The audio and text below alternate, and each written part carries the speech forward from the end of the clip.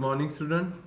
आज से हम यूरोपियन वसाहतवाद यानी यूरोपियन कॉलोनिज्म का पार्ट सेकंड पढ़ना स्टडी करेंगे, जिसमें अब लास्ट लेक्चर में हमने पढ़ा था वसाहतवाद यानी कॉलोनिज्म, उसके रीजन्स म्हणजे कारणे आपण अभ्यासलीत। आता आपण अभ्यासायला चालू करत आहोत, जिसके अंदर हम पढ़ेंगे कहाँ का कॉलोनिज्म मीन्स वसाहतवाद चला है। उसके अंदर फर्स्ट अमेरिका पढ़ेंगे, उसके बाद हम पढ़ेंगे एशिया, उसके बाद पढ़ेंगे हम अफ्रीका।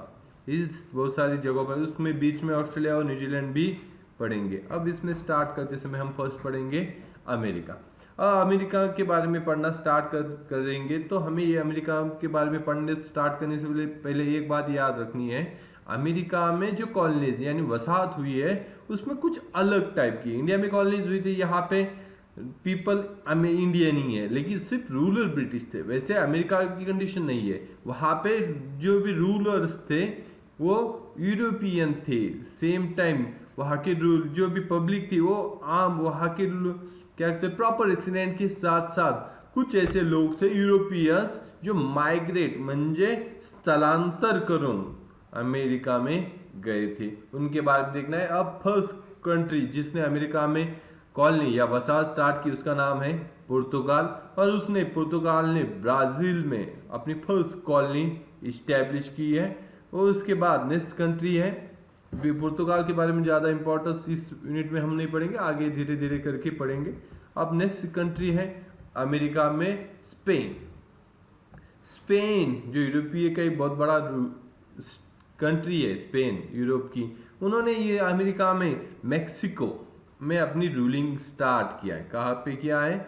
मैक्सिको में अपनी रूलिंग स्टार्ट किया है। और वहां पे आने के बाद उन्होंने क्या काम किया है, तो वहां पे आने के बाद उन्होंने जो कोस्टल एरिया म्हणजे संपूर्ण किनारपट्टीचा प्रदेश आपल्या ताब्यात घेतलाय। कोस्टल एरिया पूरा अपना टोटली अंडर लाया है। और मेक्सिको में उन्होंने क्या काम स्टार्ट किया है? फार्मिंग स्टार्ट की, मतलब शेती करायला सुरुवात केली। अब वो फार्मिंग स्टार्ट की है। फार्मिंग स्टार्ट करने के बाद उन्होंने क्या देखा है, वहां पे लेबर की प्रॉब्लेम म्हणजे मजुरांची अडचण आहे। ती अडचण दूर करण्यासाठी उन्होंने क्या किया है, तो उन्होंने अफ्रीका से स्लेव्स लाए हैं, म्हणजे आफ्रिकेतून गुलाम लावले। And same time proper resident जिनको रेड इंडियन कहा जाता, जे मूल रहिवासी त्यांना म्हणत होते रेड इंडियन, त्यांच्या मदतीने उनकी हेल्प से उन्होंने फार्मिंग स्टार्ट की। और वहां पे फार्मिंग स्टार्ट करने के बाद उन्होंने बेसिकली 2 टाइप्स के क्रॉप्स ले, उसमें शुगर केन एंड टोबैको म्हणजे मराठीत ऊस आणि तंबाखूचं उत्पादन चालू केलं। ये हो रहा था, लेकिन अब स्पेन का थोड़ा सा अब रूल चेंज हुआ है। अब ये किस फार्मिंग करते करते करते उन्हें क्या मिला है, पेरू, मैक्सिको और वेनेजुएला, ये 3 सिटीज कंट्रीज हैं, पेरू, मैक्सिको एंड वेनेजुएला। वहां पे उनको गोल्ड की माइन्स मिली, म्हणजे पेरू, वेनेजुएला आणि मेक्सिको मध्ये सोन्याच्या खाणी भेटल्या। त्यामुळे त्यांचा जो उद्देश होता, लक्ष होतं शेतीवरून, ते खाणींकडे वळालं, कारण सोन्याच्या खाणीमधून खूप मोठ्या प्रमाणात त्यांना फायदा मिळत होता।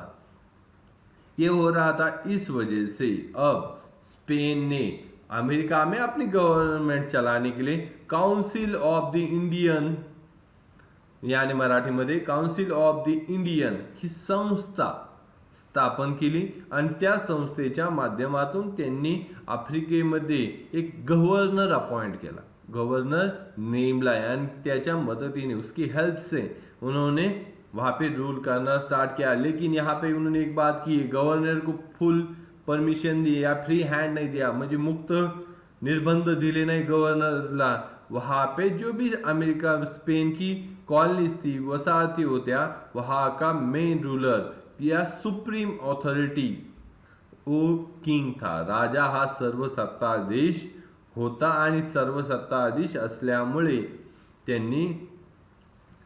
त्यांनी तो सर्व आपल्याकडे अधिकार ठेवत होता।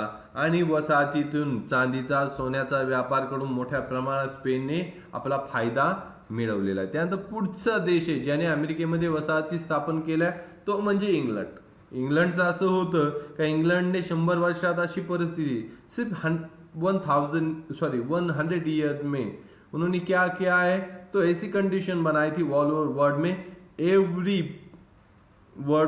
पार्ट में उन्होंने अपनी कॉलनी बनाई, म्हणजे जगातील कोपऱ्यानं कोपऱ्यात त्यांनी आपल्या वसाहत निर्माण केली। उसमें से उन्होंने एक वसाहत या कॉलोनी कहाँ पे स्टार्ट की है, अमेरिका। इसके लिए हेल्प किसने की है, तो या किस रूलर ने फर्स्ट टाइम उनको हेल्प की है, तो Elizabeth first, queen Elizabeth first, रानी एलिजाबेथ फर्स्ट, उसने क्या किया है, हेल्प की। किसे हेल्प की है, नावाड़ी जो भी शिप चलाते हैं उनको हेल्प की है या उनको इंकरेज किया है। किस लिए, सागरी मोहिमन्ना means encourage to undertake the sea expedition, आपको बाहर जाओ, आप हम आपको हेल्प करेंगे, तो आप न्यू ऐसी कंट्री ढूंढ के निकालो जिसका बेनिफिट यहाँ पे खुद की कंट्री के लिए हो। अब यहाँ पे एलिजाबेथ बहुत होशियार थी, उसने क्या किया, आप ट्रेडिंग करो, इसके साथ उसने अपने नेशनलिज्म इन लोगों में ज्यादा भर दिया। आपकी ट्रेडिंग का इसका इम्पैक्ट यूज किसे होना चाहिए, खुद हमारी कंट्री के लिए चाहिए। नेशनलिज्म मतलब क्या है, हमने पहले पढ़ा है, राष्ट्रवाद। नेशनलिज्म में यानी क्या, राष्ट्रवाद। इसके अंदर क्या है, खुद की कंट्री का बेनिफिट भी सोचना है, सिर्फ खुद का बेनिफिट नहीं सोचना। इस वजह से बहुत सारे ऐसे लोग गए जिन्होंने ऑल ओवर वर्ल्ड में कॉलोनीज बनाई, और कॉलोनीज बनाने की वजह से उसकी बेनिफिट इंग्लैंड को भी हुआ। अब एलिजाबेथ की वजह से 1496 1499 साली जॉन एबट या कोबोट, जॉन एबट, इसको एक परमिशन मिली। क्या परमिशन मिली है, अमेरिका में जाके वो कॉलोनी बना सकता है। जॉन वसाहत करण्याला परवानगी कोणाला मिली है, जॉन कैबट। जॉन कैबट को परमिशन मिली है, आप जाओ अमेरिका में क्या कॉलोनी बनाओ। अब उन्होंने वो गया है, उसको पॉसिबली नहीं हुआ है, लेकिन कुछ सालों के बाद 1607 1607 साल जेम्स रिवर की साइड में एक कॉलोनी डेवलप की है इंग्लैंड ने, उसका नाम है जेम्स टाउन। क्या कहते हैं उसे, जेम्स रिवर के साइड में। इस वजह से कौन सी उस कॉलोनी को क्या नाम दिया है, जेम्स टाउन कॉलोनी नाम दिया है, और उसको बाद में उसका नाम चेंज करके क्या क्या है, वर्जीनिया नाम बना दिया। After some day new name Jamestown colony, Virginia colony. और ये हो रहा था तो उन्होंने ईस्ट कोस्टल एरिया पे बहुत सारे ऐसी कॉलनीज इंग्लंड ने बनाई, म्हणजे पूर्व किनाऱ्यावर खूप साऱ्या वसाहती इंग्लंडनी बनवलेल्या आहेत। अब नेक्स्ट है, अब यहाँ पे हम स्टार्ट करेंगे, बुक में ऐसा कुछ पॉइंट नहीं है, हमने ये हमारे समझने के लिए, अंडरस्टैंड करने के लिए पॉइंट्स बनाए। अब यहाँ से हम स्टार्ट करते हैं अमेरिकन फ्रीडम फाइट, म्हणजे अमेरिकन स्वातंत्र्य युद्धाचा अभ्यास चालू करायचा। अमेरिकन यानी जो ओरिजिनल रेसिडेंट है अमेरिका के, और सेम टाइम जो यूरोपियंस मायग्रेट होके व स्थलांतर करून अमेरिकेत गेले, त्यांनी स्वातंत्र्य युद्ध लढण्यास सुरुवात केली। अब उन्होंने रीजन क्या थे, तो क्यों उनको स्वातंत्र्य युद्ध म्हणजे फ्रीडम फाइट लड़ना क्यों ध्यान में आ गया या करना है कर दिया, ऐसा तो नहीं चलेगा ना। तो इसके पीछे कुछ रीजंस होते थे, क्योंकि इंग्लैंड की एक कॉलोनीज थी, और इंग्लैंड की कॉलोनीज होने की वजह से वहां पे उन्होंने बहुत सारे ऐसे क्या सकते हैं रिस्ट्रिक्शंस, निर्बंध टाकलेले होते कॉलोनीजवर, त्यामुळे त्यांनी अमेरिकन स्वातंत्र्य युद्ध लड़ण्यास सुरुवात केली। अब उसमें से कुछ यहाँ पे इंपॉर्टेंस है, यहाँ पे हमने पढ़े, हमारी बुक में कुछ है कुछ नहीं है, तो इसमें से इंपॉर्टेंट है वो हम यहाँ पे धीरे धीरे पढ़ेंगे। फर्स्ट है कौन सा रिस्ट्रिक्शन था, जल वाहतुकीचा कायदा, मैरीटाइम लॉ, सी ट्रांसपोर्ट रिलेटेड। अब इसके अंदर क्या आहे, जल वाहतुकीचा कायदा म्हणजे काय, जर तुम्हाला व्यापार करायचा आहे तर तुम्हाला व्यापार करण्यासाठी जे जहाज वापरायचे अमेरिकेतून युरोपमध्ये मालाची ने-आण करण्यासाठी, तर ती फक्त ब्रिटिश लोकांचीच वापरायची। मीन्स क्या है, इस लॉ के अंडर आपको सी ट्रांसपोर्ट करना है तो आपके ऊपर एक लॉ बनाया गया था, इसके अंडर आप ब्रिटिश पीपल्स के ही शिप यूज करेंगे, अदर कंट्री के शिप्स यूज करना आपको अलाउ नहीं था। मीन्स यहाँ पे एक प्रकारची मक्तेदारी दिली होती ब्रिटिश जहाजावाल्यांना इस लॉ के वजह से। इस वजह से भी ट्रांसपोर्ट पे परमिशन थी, सेम टाइम उसके रेट भी हाई थे, इस वजह से अमेरिकन कॉलोनीज को प्रॉब्लम होती है। सेकेंड एक्ट बना है स्टैम्प एक्ट। क्या है? 1765 मध्ये हा एक्ट बनला। इसके अंडर क्या है, जो इंपॉर्टेंट थिंग्स है, जितनी भी इंपॉर्टेंट थिंग्स है उसको आप उसके ऊपर आपको स्टैंप लगवाना कंपल्सरी कर दिया। म्हणजे तिकीट, स्टैंप म्हणजे काय?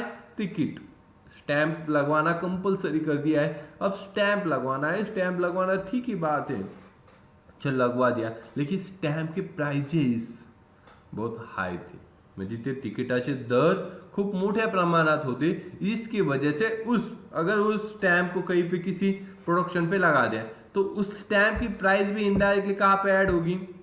तो उस प्रोडक्शन में ऐड होगी। तो इस वजह से बहुत सारे प्रोडक्शन की प्राइजेस हाई हो गई, म्हणजे महागाई वाढली। हा देखील एक परिणाम झाला। उसके सिवा यहाँ पे हमने ये हॅट एक्ट किया था, म्हणजे टोपी करार केला होता। एक पहा इंटरेस्टिंग करार आहे, आपल्या पुस्तकात नाहीये। टोपी कराराच्या अंदर हैट एक्ट के अंदर क्या था, अमेरिकन्स को अगर कैप पहनी, टोपी घालायची, तो वहां पे रूल एक मीन्स थोड़ा मजेदार ऐसा हा कायदा होता, जिसके अंदर आपको अगर टोपी पहननी है, कैप पहननी है, तो आपको इंग्लैंड में बनी हुई कैप पहननी है, अदर कंट्री में बनी हुई कैप नहीं पहनी, क्योंकि वहां पे ट्रेडिशन था। जहाँ जैसे इंडिया में गांधी टोपी पहनने का एक ट्रेडिशन हो गया है, आज लोग कम पहनते, पहले बहुत सारे पहनते थे। वैसे ही अमेरिकन को इंग्लैंड की कैप पहनना का रिस्ट्रिक्शंस किया था।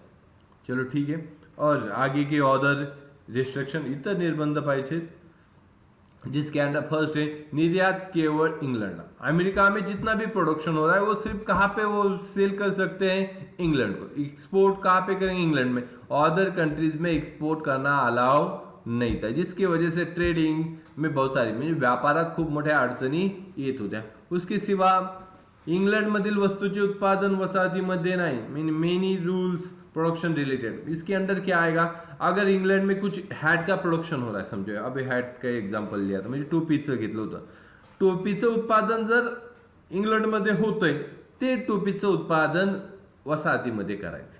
अगर कैप का प्रोडक्शन इंग्लैंड में हो रहा है ना, तो वो प्रोडक्शन कहाँ पे नहीं लिया जाएगा? कॉलोनीज में नहीं लिया जाएगा।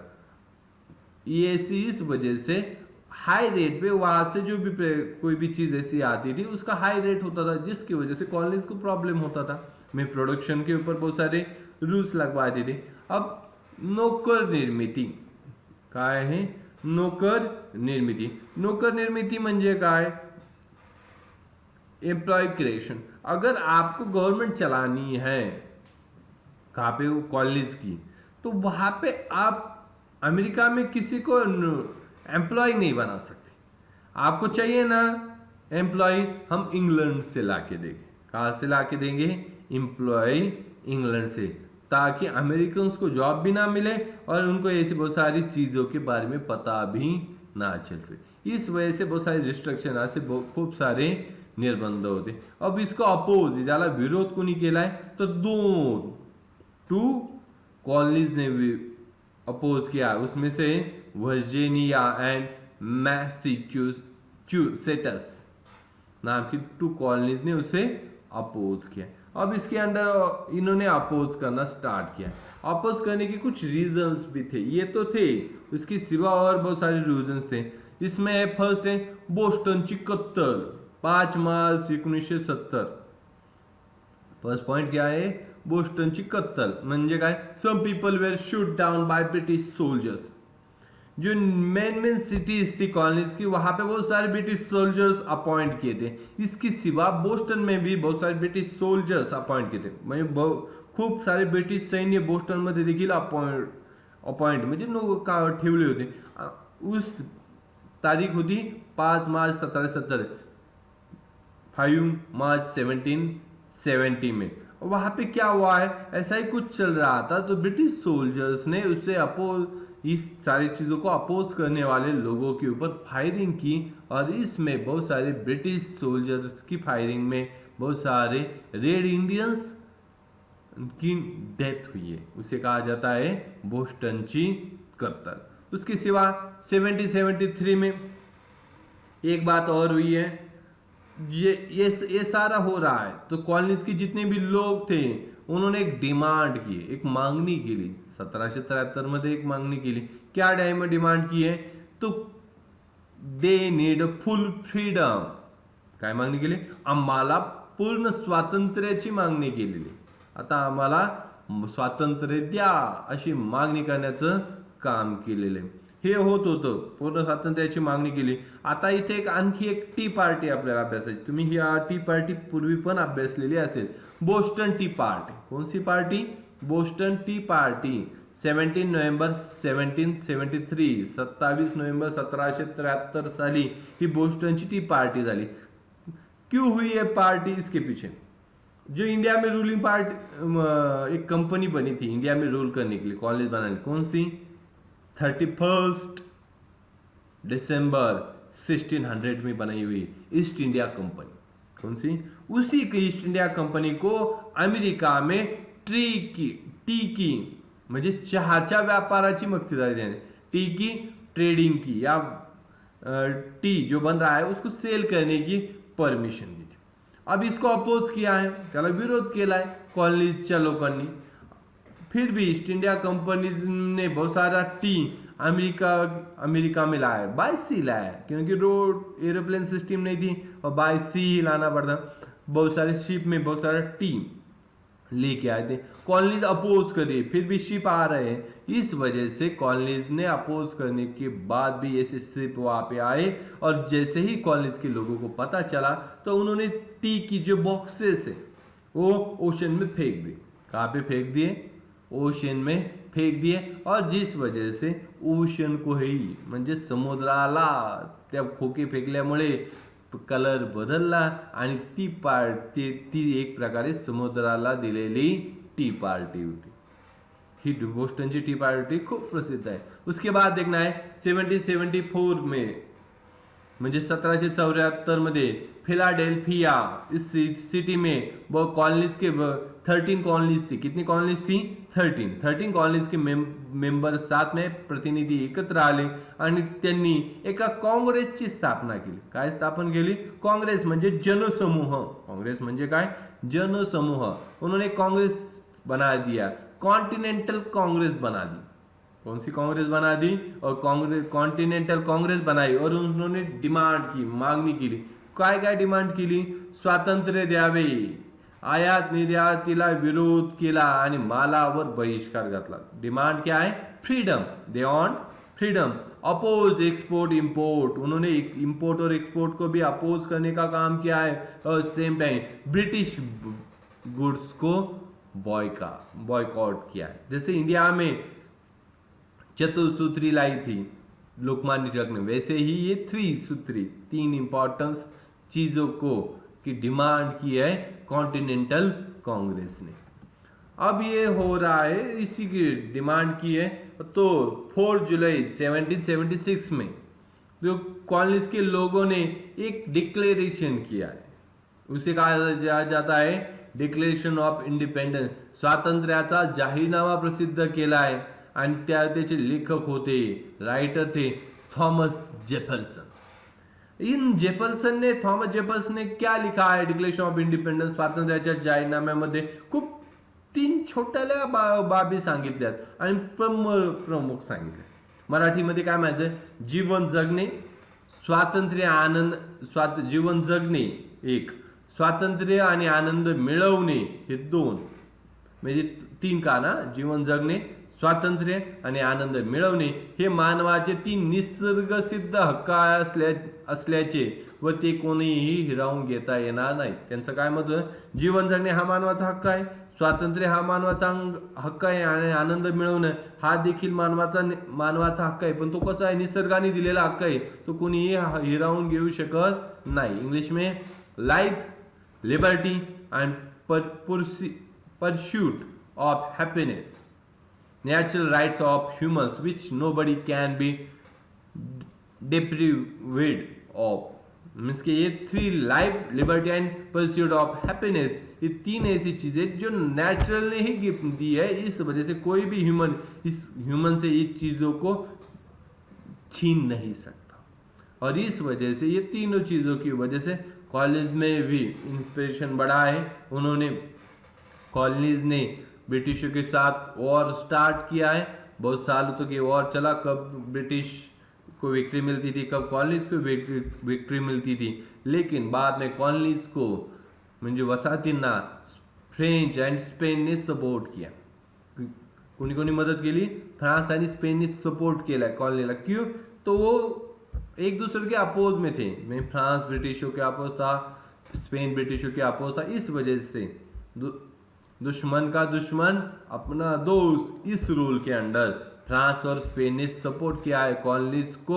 और इस सपोर्ट की वजह से कॉलोनीज को विक्ट्री मिली है। सैराटोगा जो एक प्लेस है, वहां पे वॉर हुआ था और उस वॉर में कॉलोनीज को विक्ट्री मिली है और ब्रिटिशों को हार मिली है।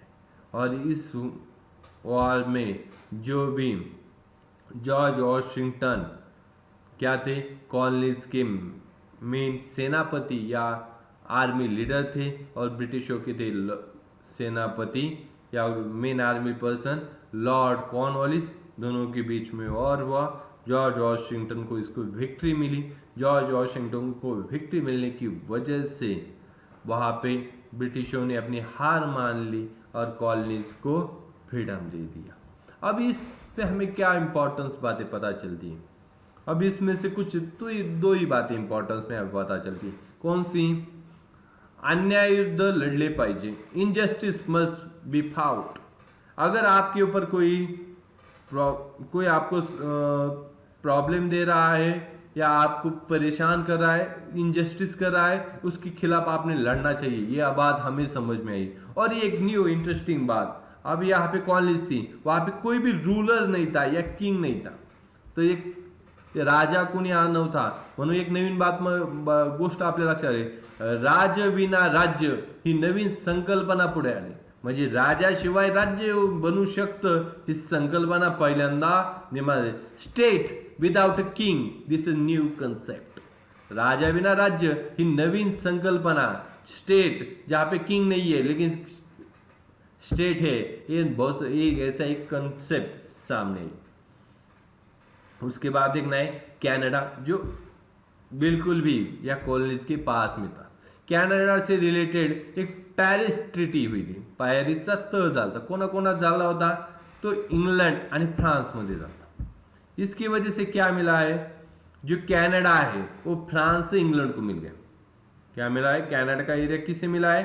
फ्रांस के पास था, वो इंग्लैंड को मिल गया है। और वहां पे कनाडा को इंग्लंड ने फेडरल स्टेट यानी मराठीमध्ये संघ राज्याचा दर्जा देऊन टाकलाय। सेम टाइम वहां पे बिग कॅमेरल पार्लमेंट इस्टॅब्लिश केली। म्हणजे काय मराठीमध्ये? तर जसं भारतामध्ये लोकसभा राज्यसभा आहे ना, तशाच स्वरूपाच्या 2 रूलिंग ऐसे मेंबर्स की पार्लियामेंट बनाई गई है, लोकसभा राज्यसभा की। कहाँ पे? कनाडा की। और वहां पे एक ही बात थी, लेकिन वहां पे गवर्नर जनरल अपॉइंट किया पार्लियामेंट में। वो क्यों किया है? जो इंग्लैंड का किंग है उसका एज अ मेंबर वहां पे अपॉइंट करने का काम वहां से किया गया है, अपॉइंट किया है। अब इसके बाद देखना है अब हमें नेक्स्ट कॉलोनी ऑस्ट्रेलिया। ऑस्ट्रेलिया में भी कॉलोनी बनी है। किसने बनाई? इंग्लैंड में। कब बनाई है? 1800 में, 1800 साली फर्स्ट कॉलोनी बनाई। लेकिन किसकी कॉलोनी थी ऑस्ट्रेलिया में? तो इंग्लंड में जो भी ऐसे लोग थे, म्हणजे इंग्लंड मधील गुन्हेगार होते, त्यांना इंग्लंड मधून हद्दपार करण्यासाठी ऑस्ट्रेलियामध्ये कॉलोनी बनवली। मीन्स क्या है, बनाने के रीजंस क्या है? इंग्लैंड में जो भी ऐसे लोग थे जिनकी वजह से इंग्लैंड को ही परेशानी है, वो ऐसे लोगों को ऑस्ट्रेलिया में भेज के वहां पे उन्होंने क्या बनाई है?